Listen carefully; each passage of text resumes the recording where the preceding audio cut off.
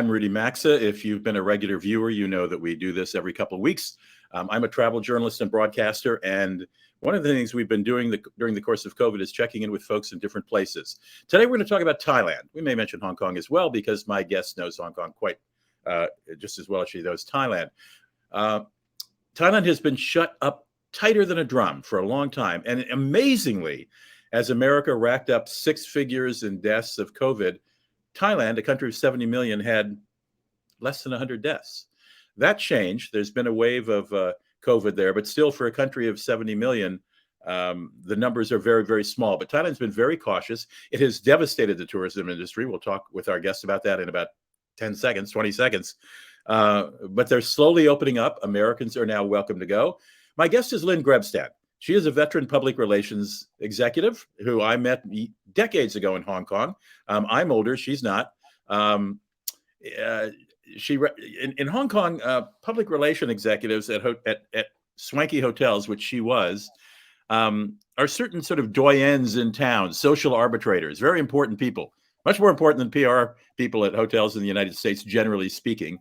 So Lynn knew exactly what was going on in Hong Kong, and a number, I think in 2008, she and her husband decided to build a home or take a home on the island, the southern island in Thailand called Koh Samui, where we find her today. It's 9 p.m. there. It's 9 a.m. on the East Coast. And I must tell you, if you were watching this later on YouTube and on Facebook, as most of our viewers do, we are recording this at 9 a.m. Eastern on the 1st of December of 2021. So keep in mind that not only is COVID still very much with us as we conduct this interview, but there's this new strain allegedly out of South Africa that's showing up all over the world. And no one is quite sure whether it's going to be able to breach the barriers of current vaccines or not. So that is the state of the world as I talk live with Lynn Grebstad. Lynn, welcome to the show. Lovely to see you, if only virtually. Thank you, Rudy, as always. Well, okay, let's start with Thailand, because that's where you are now. It's my understanding, correct me if I'm wrong, that Thailand has exempted some countries from people from some countries from being able to visit, particularly with this new Southern Africa strain of COVID that I can't pronounce, so I'm never going to mention the word. But Americans are now Omicron. Only what? Oh, Omicron. Okay. Well, you will say it, I won't. However, Americans are welcome in Thailand for the first time in, about 19 months. Yes. And I gather we're only required to show that we've been vaccinated and quarantined for 1 day in our hotel room upon arriving. Is that the current state of affairs? Well, basically, yes. As of November the 1st, Thailand opened its borders after many months, and it had very strict quarantine rules. But earlier this year, in the middle of summer, July, it opened up the Phuket sandbox. In beginning of July, and in mid-July, it opened up a similar program in Koh Samui. This was like sort of almost a standard for redeveloping, recovering tourism in Thailand. And then actually on November the 1st, they actually dropped all restrictions, making it available, making Thailand accessible to international travelers from all over the world, on the condition that they were vaccinated. Sorry? I was just going to say, let's explain Phuket's sandbox. Phuket is one of the principal touristic islands in the southern part of Thailand. And I don't know where the sandbox came from, but did that mean islands surrounding it or just Phuket? Well, basically, they took advantage of the fact that, Phuket is Thailand's largest island. And it has a major international airport. It has a massive tourism industry. Right. They decided to basically develop a program which would really sort of seal Phuket and open it up to international travelers. Open it up to vaccinated international travelers, one thing. And it was a great idea, but it did come with many restrictions initially. And now Bangkok now all the country is open, correct? yes, well, this was very successful. I mean, reasonably successful in Phuket. It sort of built up. I mean, I think when they introduced the sandbox in Phuket on July the 1st, everyone expected it to be a tourism boom. It was absolutely never happen. It was an idea, and they knew it would take time, baby steps towards basically rebuilding numbers, rebuilding confidence in travel to Thailand, etc. After a real spike in cases in April 2021 after Songkran.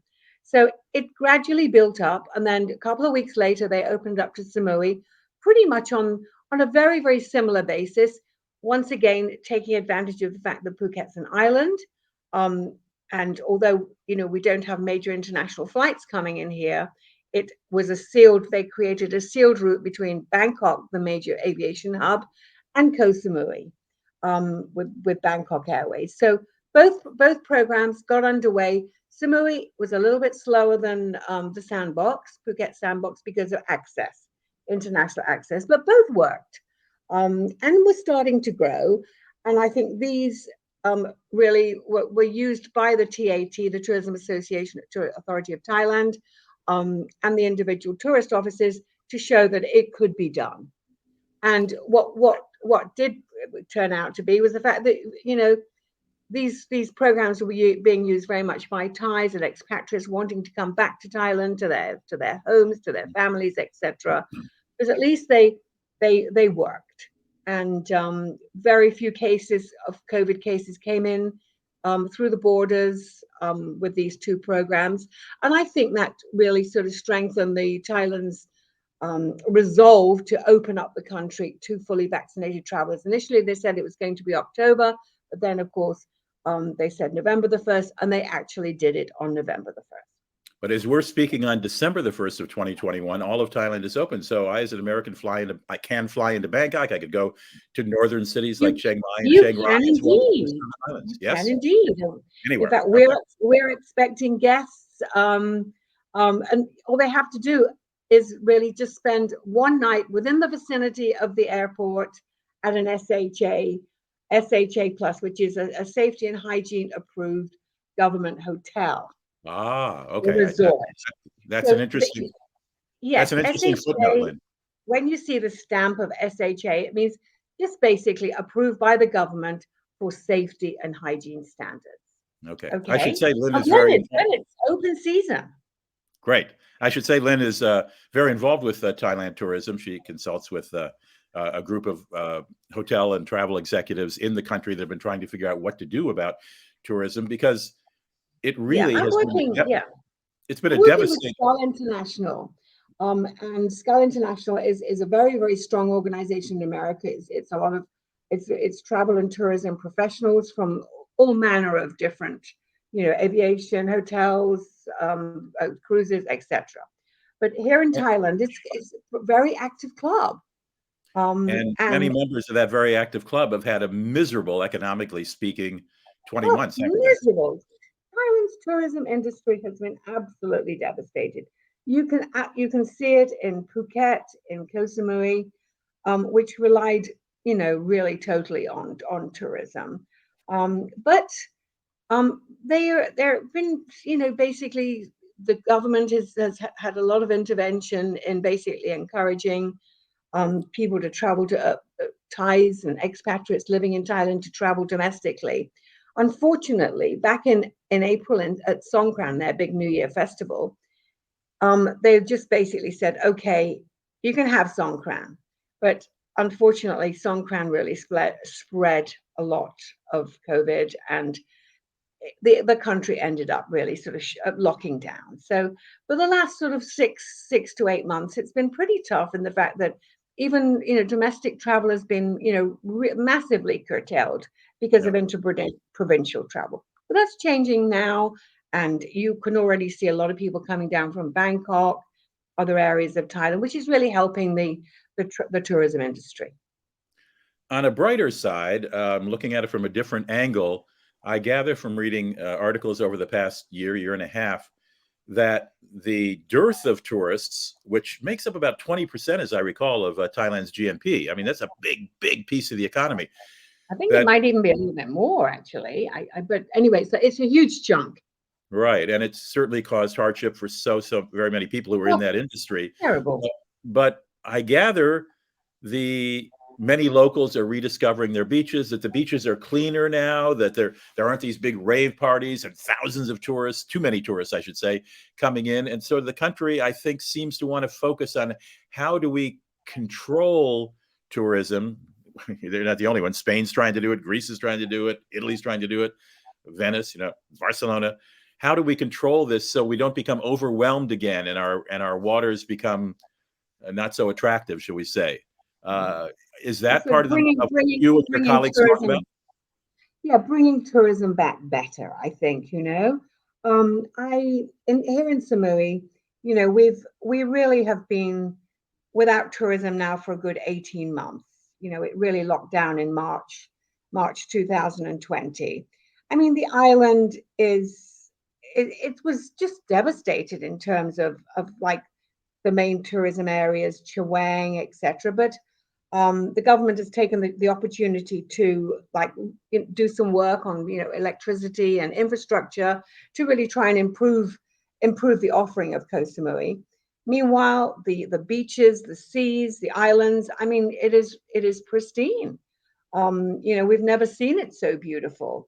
But you realize that we can't have it to ourselves. We have to share it with tourism because that's the lifeblood of these places. Sure. So I think everyone is on the same page now in thinking, yes, let's get the tourists back, but really, how can we just make sure that we use what we need, we preserve, we really respect this beautiful place that we live in, and make sure that when tourism does come back, it comes back in a different way, with respect, in moderation.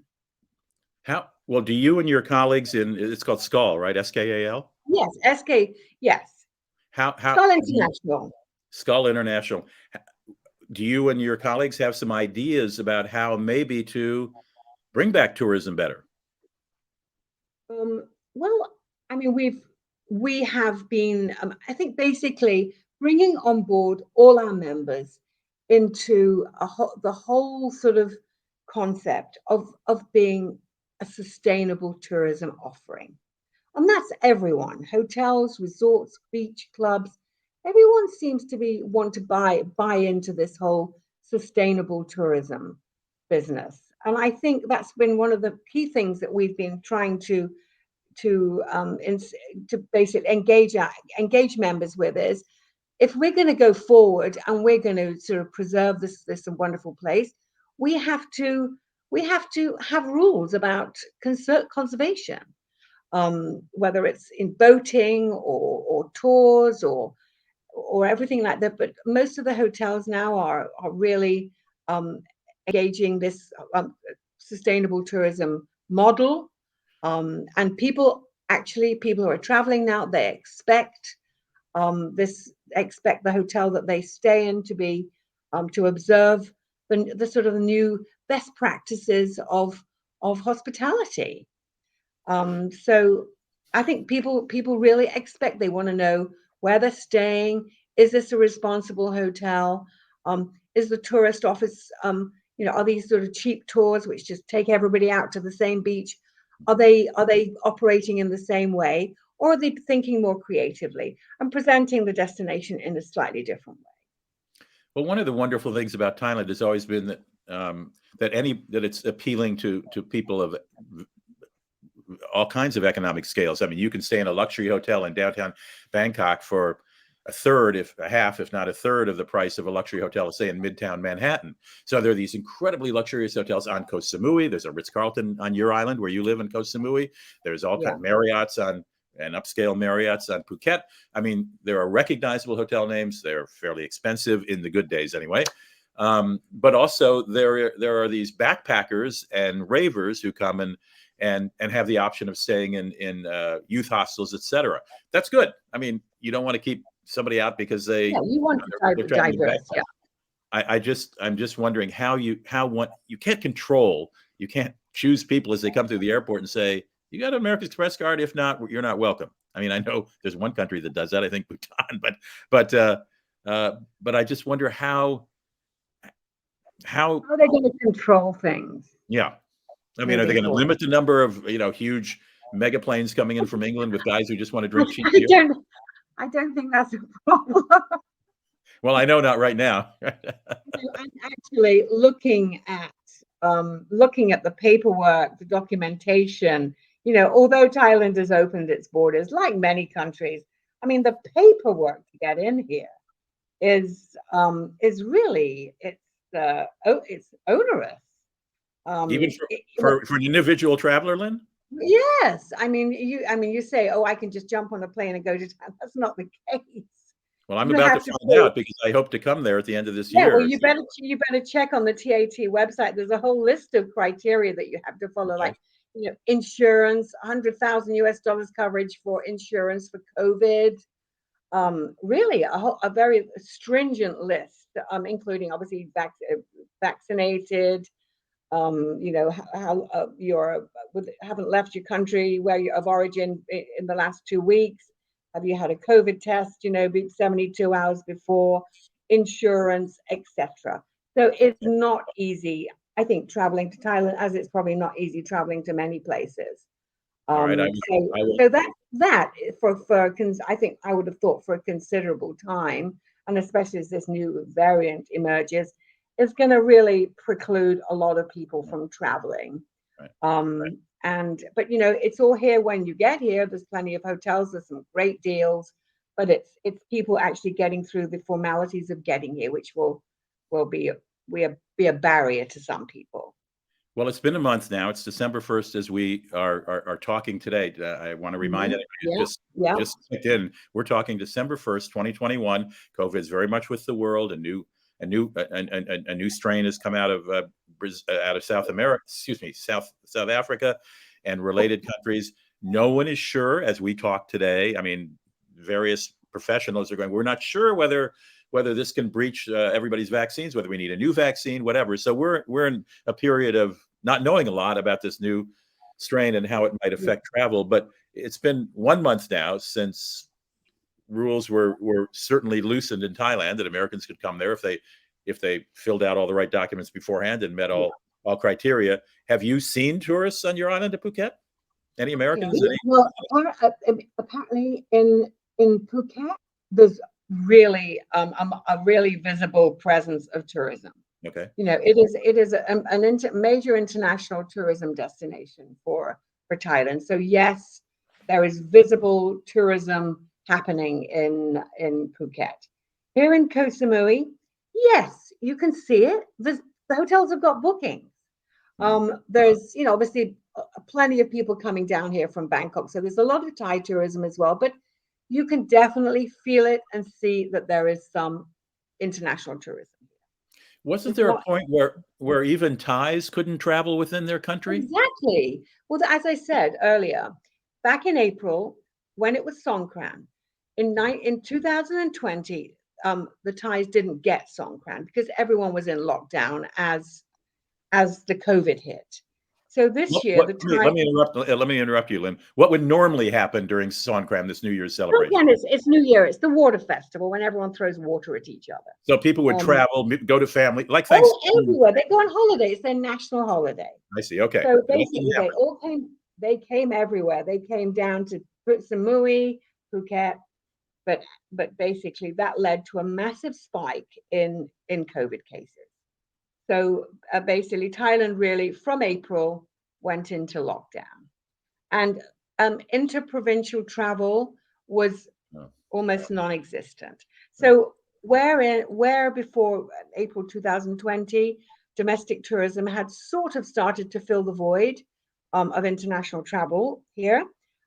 People were driving down from Bangkok. Obviously, Bangkok Airways has a lot of and Thai has a lot of domestic flights. So people were really taking the opportunity to enjoy their own beautiful country.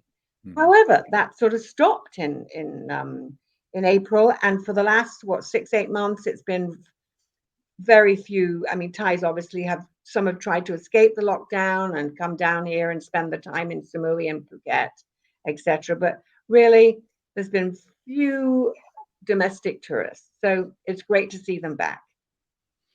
Lynn, I'm in Minnesota where it's probably about 20 degrees Fahrenheit right now. You see the sun on the side of my face. Don't be fooled into thinking I'm warm. And in fact, I'm going to tilt the blinds here just so it doesn't shine on my head so much. Well, that's a little bit, helps a little bit. Anyway, it's very cold here. If you don't know anything about Thailand, it's probably 90 degrees there right now, and No, will be 90 excuse degrees. me. I tell you, I want to just tell you, it is the rainy season here. Yes. And I've been living here now it will be 4 years in April. I have never seen rain like this. It is, I mean, sometimes we get rain in November. It's nice, it comes, it goes. But this November, it started raining on the 1st of November, and it has not stopped since. So we've had our month of rainy season. So we're just hoping that things start to ease off in December for the tourists as well. Well, let's talk about visiting Thailand then. When does the rainy season generally end? And when is Well, next month. I mean, this month in December. So, it can last until Christmas, but usually it sort of peters out in December. Okay. So I've had beautiful Christmases and rainy Christmases, but the best time really to come to Thailand is January, February, March.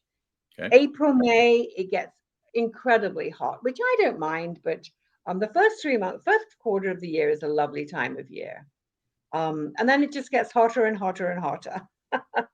I'm And that's good with me. I know it is. You come from, I mean, not that you've lived there in decades, but I'm from England. We do anything to get to the sun.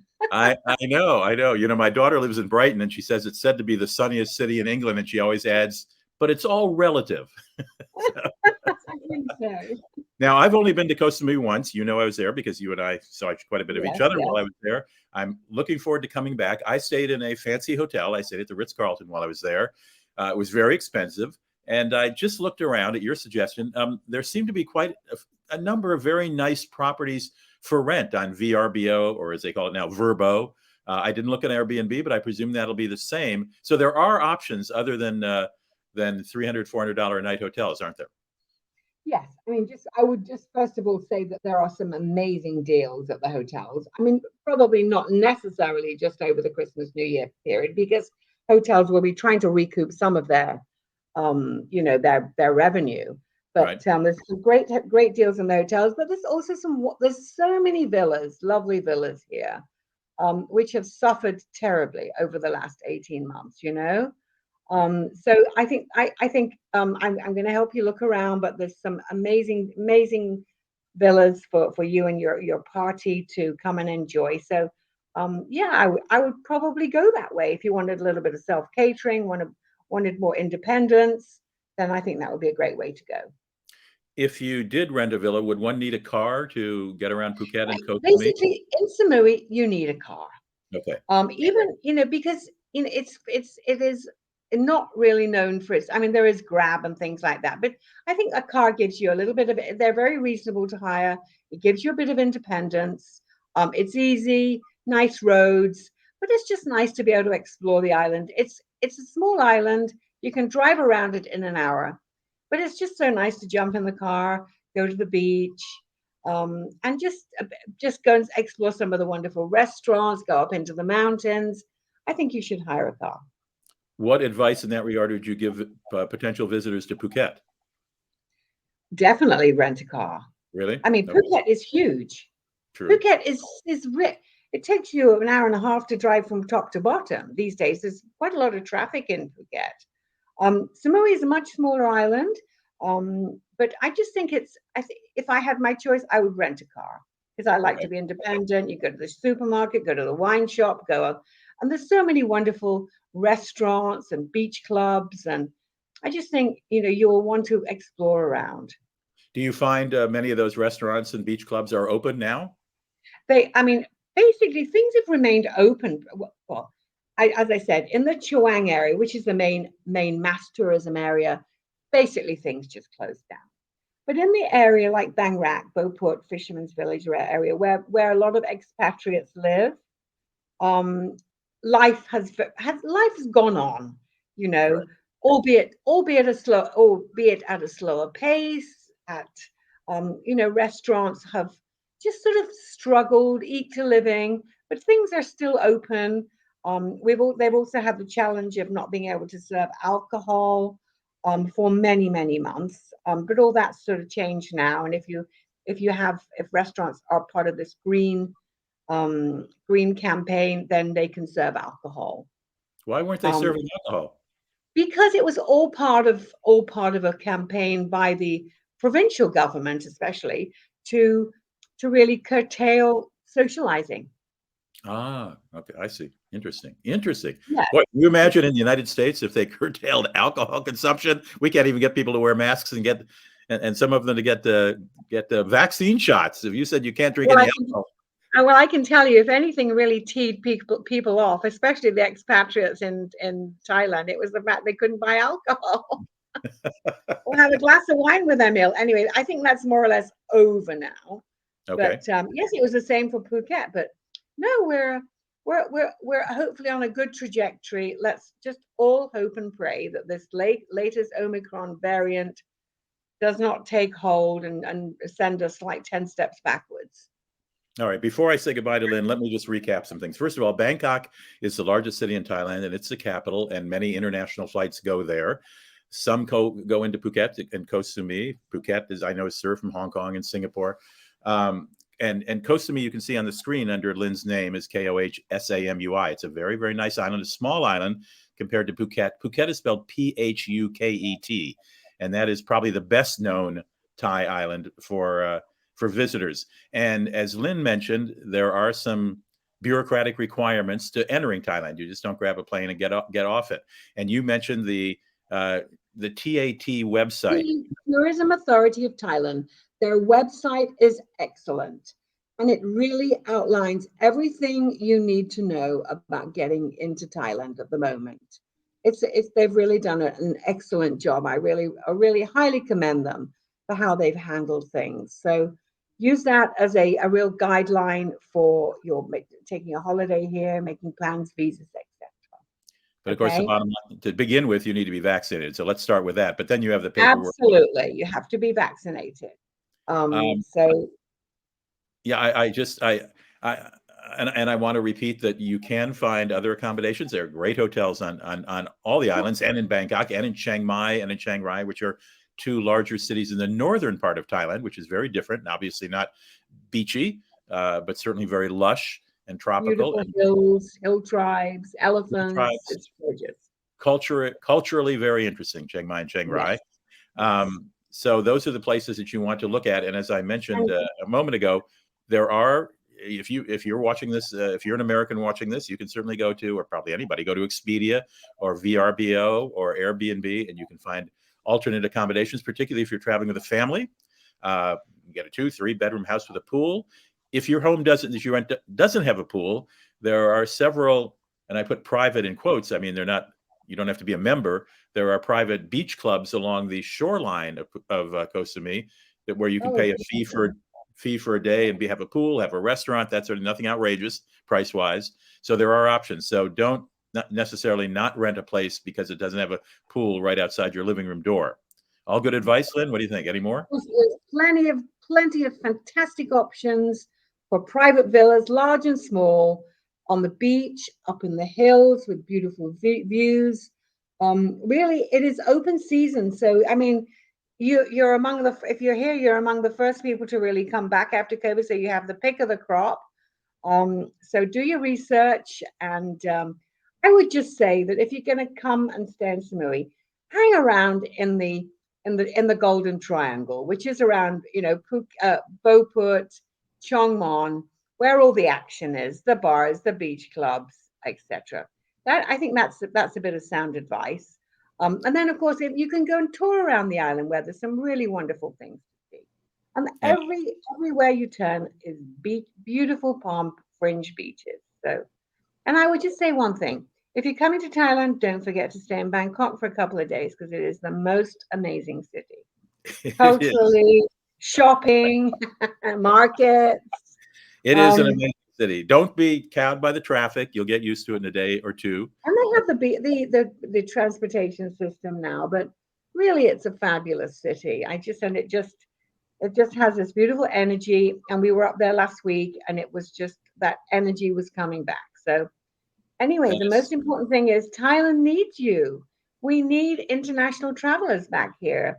You know, the tourism industry is the lifeblood of places like Phuket and Koh Samui, and indeed the rest of the country. So the sooner you come back, the better Thailand will be. All great advice. I'd like to be first in line. Lynn Grebstad is a longtime travel professional, public relation mogul who, after representing a couple hotels in Hong Kong, started her own very successful firm, sold it for billions of dollars, I'm sure, and, but still consults with it and lives on the island of Koh Samui and with her husband Carl. Lynn, so great to see you. Thank you for taking time out of your evening. I know it's 9:30 there at night to talk to us. Appreciate it very much. Thank you. Anyway, darling, thank you, Rudy, for having me on. It's been an absolute pleasure. Great to be in touch with America once again. Okay, come and see us. Bye. I'm planning on it. Bye-bye. She really, you might have heard her say, "Thank you, darling," to me. She, being English, she calls, she managed to keep it tamped down for this talk, but she's always being a darling every time I call her, darling, darling. At any rate, there you go. There's your primer as of December 1st, 2021. For Thailand. Again, as I tell you, if you're watching this later, we don't know what's coming in the future, whether there'll be new strains of COVID that are going to force lockdowns in Thailand and elsewhere, including the United States. I don't think we'll ever have a lockdown on drinking alcohol there, though. Boy, that would be quite a scene in America. At any rate, thank you for joining me. Appreciate it. I hope you had a nice Thanksgiving if you're watching live and in 2021. And we'll do it again in a couple of weeks. Take care.